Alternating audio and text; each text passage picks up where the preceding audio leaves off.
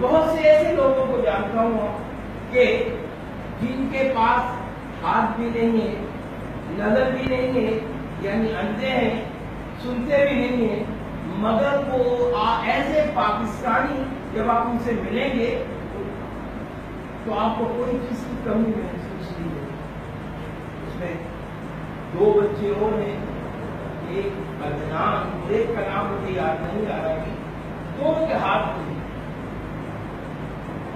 ایک M.Com کیا ہوا ہے اور ایک MBA کسی لاسٹ ایئر 17 بچے آگے۔